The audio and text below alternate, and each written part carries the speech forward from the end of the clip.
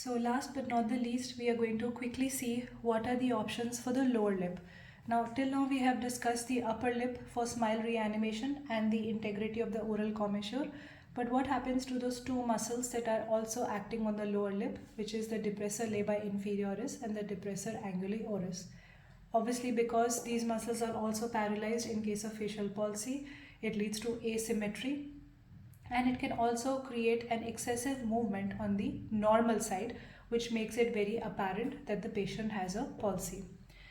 So the options are that the depressor labii inferioris, which is the DLI, on the normal side can be managed by giving Botox or doing a myomectomy of the muscle.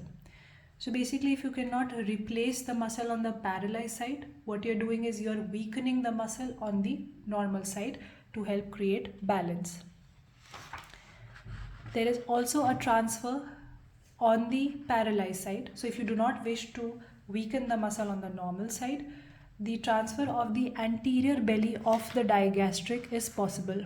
Now if you go back to our previous videos of the branchial arches, we have discussed that the anterior belly of digastric gets an innervation from the trigeminal nerve as composed to the posterior belly, which still gets innervated by the facial nerve.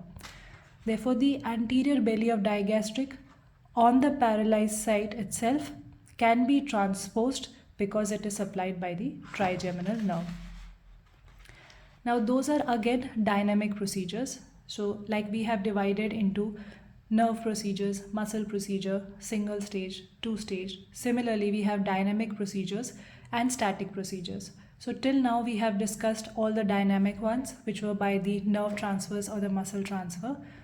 Now in very few select cases where we have no other options left, and especially in cases of elderly patients, we also have an option of static slings.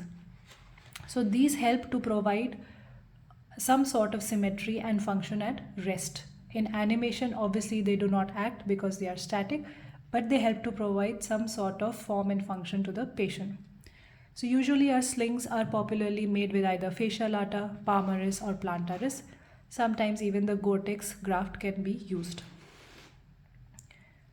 So this is again used popularly for the oral competence, where the static sling can be inserted at the angle of the mouth, that is the oral commissure, and it can be hitched up to the level of the prezygomatic fascia or the temporal fascia, so that this drooping of the angle is prevented, and so the patient is saved from embarrassing situations like the drooling of the saliva and providing oral competence while the patient is eating. In certain cases, wedge resections of the muscles or selective myomectomy can also be done to help create balance.